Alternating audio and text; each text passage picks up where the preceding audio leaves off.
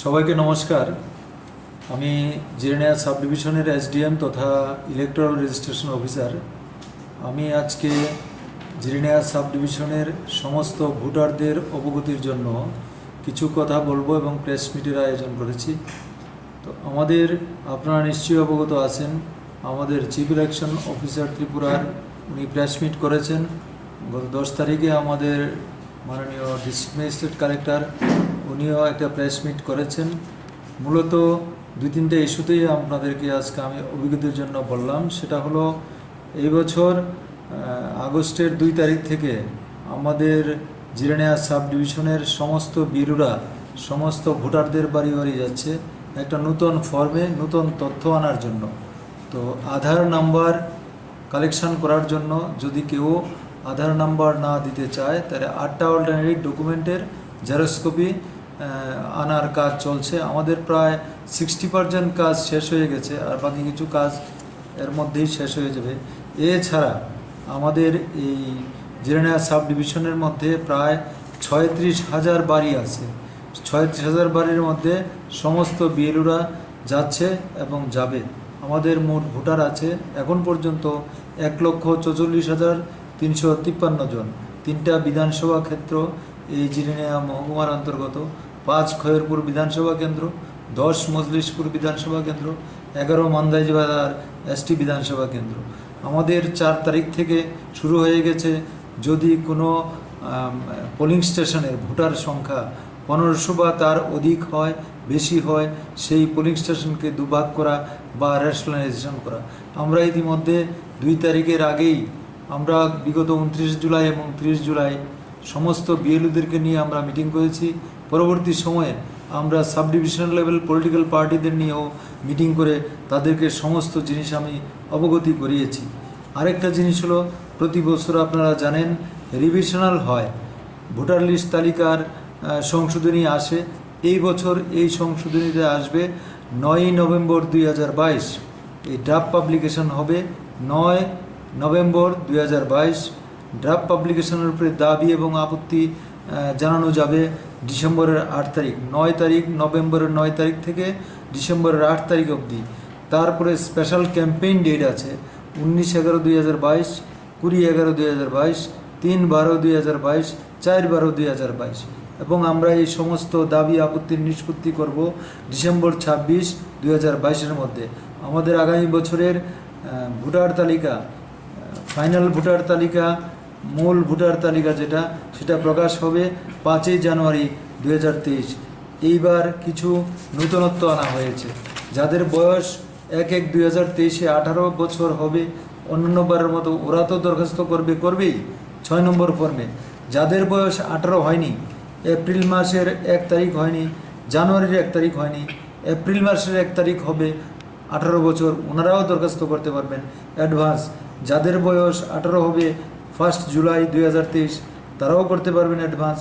যাদের বয়স 1 অক্টোবর 2023-এ 18 বছর হবে, ওনারাও ভোটার লিস্টে নাম তোলার জন্য অগ্রিম দরখাস্ত করতে পারবেন বিএলওদের মাধ্যমে, অথবা অনলাইনে, অথবা আমাদের অফিসে এসে। এই বছর 6 নম্বর ফর্মের কিছু সংশোধনী করা হয়েছে। নির্বাচন কমিশন কী করেছে, আগে 6 নম্বর ফর্মে এক বিধানসভা ক্ষেত্র থেকে অন্য বিধানসভা ক্ষেত্রে স্থানান্তরের জন্য 6 নম্বর ফর্ম ব্যবহার করা হতো। এই বছর এটা করা যাবে না। শুধুমাত্র 18 বছর যাদের বয়স হবে 1/1/2023-এ, ওরাই শুধু 6 নম্বর ফর্ম ফিল আপ করে জমা দেবে। আরেকটা নতুন ফর্ম এবার এসছে, একটু আগে আপনাদেরকে বললাম, আধার নাম্বার কালেকশনের জন্য। যদিও এটা ম্যান্ডেটরি না, যদি কোনো ভোটার চায় দেবে, যদি কোনো ভোটার চায় না, নাও দিতে পারে। তবে তার 8টা ডকুমেন্টসের মধ্যে যে কোনো একটা দিতে হবে আপনাদেরকে। এই 8টা 6-এর বি বা 6-এর খ ফর্মটা আপনাদেরকে আমি দিয়ে দিয়েছি, বিএলওদের কাছে আছে, ভোটাররাও অবগত আছে। এছাড়া আরেকটা নতুন ফর্ম আছে 8 নম্বরের মধ্যে। কিছু নতুনত্ব আছে। নতুনত্বটা হলো, এইবার 8 নম্বরে শুধু আগে জানতেন আপনারা শুধু সংশোধনটা 8 নম্বর ফর্মে করা যায়। এই বছর কিন্তু যদি কেউ বাড়ি স্থানান্তর করে ভোটার লিস্টের নাম এক বিধানসভা ক্ষেত্র থেকে অন্য বিধানসভায় তুলতে চায়, তাহলে 8 নম্বর ফিল আপ করবে। যদি কোনো ভোটার লিস্টের কোনো ভুল সংশোধন করতে চায় 8 নম্বর ফর্ম ফিল আপ করবে।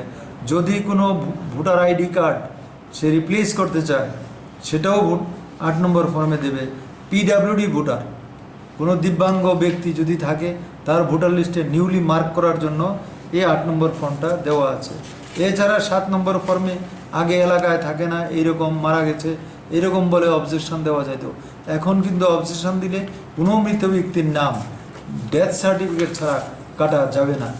এই মূলত আপনাদের কাছে অল্প ক্ষণিকের জন্য আমার ভোটারদের প্রতি আবেদন, যাতে সবাই এই আমাদের নির্বাচক তালিকায় আমরা যাতে মানুষের কাছে আগামী বছর 5ই জানুয়ারি 2023 যে নতুন ভোটার তালিকা আমরা ফাইনাল ভোটার তালিকা প্রকাশ করতে যাচ্ছি, যেটা প্রকাশিত হবে সেটা যেন সুন্দর এবং নির্ভুল একটা ভোটার তালিকা প্রকাশ পায়। প্রত্যেকের কাছে আমি ইলেকট্রাল রেজিস্ট্রেশন অফিসার হিসাবে আবেদন জানাচ্ছি। সবাইকে নমস্কার। যদি কোনো প্রশ্ন থাকে করতে পারেন। আচ্ছা স্যার, আমার একটা প্রশ্ন আছে। ফাইনাল ভোটার লিস্ট কবে বেরিব, ডেটটা যদি স্পেসিফিক? 5/1/2023, 5 জানুয়ারি 2023। তাহলে কি আমরা জেনে নেব যে 5 জানুয়ারি 2023 এর আগে আগামী বিধানসভা ইলেকশন হইতেছে না? এটা নির্বাচন কমিশনের ব্যাপার, সেটা এখন পুরনো এখন যে এক্সিস্টিং রুল আছে সেটার উপরে করবে কিনা এটা আমার মানে এখতিয়ারের বাইরে, সেটা আমি বলতে পারবো না, নির্বাচন কমিশন বলতে পারবো। আচ্ছা, যদি মানে বিধানসভা ভোট 5 জানুয়ারি 2023 এর আগে হয় তাহলে পুরানো ভোটার লিস্ট অনুযায়ী হইব, এটাই বোঝাইতেছে। এটাই তো নিয়মের কথা। আচ্ছা, আরেকটা প্রশ্ন স্যার, যেহেতু ইলেকশন সংক্রান্ত ব্যাপারে আলোচনা হইতেছে, হাইকোর্টের রায় অনুযায়ী ভিলেজ কাউন্সিল ইলেকশন কি হইব স্যার আগামী নভেম্বর মাসে? এরকম কোনো জানকারি যদি আমার কাছে স্টেট ইলেকশন কমিশন মানে পঞ্চায়েতের এখান থেকে অর্ডার আছে, যে সমস্ত ব্লক ডেভেলপমেন্ট অফিসাররা ওরা যে ভোটার লিস্টটা তৈরি করবে, সেই ভোটার লিস্টটা তৈরি হবে আমাদের অ্যাসেম্বলি রুলের উপর নির্ভর করে। তো আমাদের কাছে একটা নির্দেশ চেয়েছে, যে সমস্ত বিডিওরা আমাদের কাছে রিকুইজিশন দেবে ভোটার লিস্টটা আমি দিয়ে দিতে পারবো, বাকিটা স্টেট ইলেকশন কমিশন বলতে পারবে। আচ্ছা, ভোটার লিস্টের কথা জিজ্ঞেস করছিলাম, মানে নভেম্বর মাসে হাইকোর্ট কইছিল ভিলেজ কাউন্সিল নির্বাচন করার কথা, তো নভেম্বর মাসের মধ্যে কি ইলেকশন প্রক্রিয়া তো শুরু হয়ে গেছে, একটা প্রক্রিয়া ফাইনাল স্টেজে যেতে যেতে 4-5 মাস 6 মাস লাগে। ঠিক ঠিক। স্যার, আপনি বলেছিলেন যে যে আধার কার্ড দেবে না ভোটার আই কার্ডের সঙ্গে লিঙ্ক করার জন্য, ওখানে আপনি 8টা ডকুমেন্টসের কথা বলছেন, যে কী কী ডকুমেন্টস দেওয়া যাবে? 8টা ডকুমেন্টস এখানে আছে।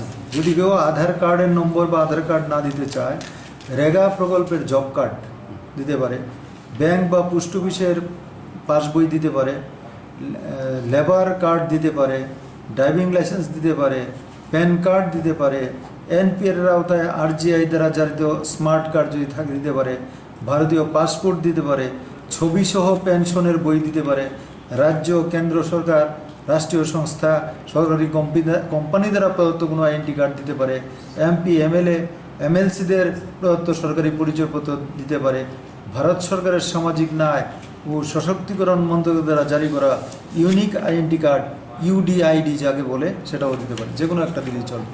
আরেকটা, অন্য সাব ডিভিশন থেকে কি জিরানিয়া সাব ডিভিশনে ভোটার আই কার্ডের সঙ্গে আধার লিঙ্ক কি করা যাবে? হ্যাঁ, সমস্ত না, আমার জিরানিয়া সাব ডিভিশনের যারা বাসিন্দা, যাদের ভোটার লিস্ট নাম আছে আমার 3টা বিধানসভা কেন্দ্রে, তাদেরকেই আমরা করব। ওই সাব ডিভিশনের কাজটা ওই সাব ডিভিশনের লোক করবে। সাপোজ স্যার এখানকার কোনো বাসিন্দা, উনি এখন কর্মসূত্রে গন্ডাচড়া থাকে, উনি এখানে আইয়াই তো ওনার লিঙ্ক করতে পারবেন না, ওইখানে গিয়ে উনি লিঙ্কটা করতে পারবেন না? লিঙ্কটা করতে পারবেন না। উনি বিএলওর মারফতে ওনার নাম যেই কেন্দ্রে যেই বুথে আছে সেখানেই করতে হবে। না না ঠিক, সেটা কি ওইখানে গিয়ে করতে পারবো না এখানে আইয়া করতে পারবো? না, এখানে আইতে লাগবে, এখানে আইতে লাগবে। ঠিক ঠিক। অনলাইনেও করতে পারে, সেটাতে তাহলে তার গন্ডাচড়াতে এখানে আসার দরকার নেই। অনলাইনেও করতে পারে।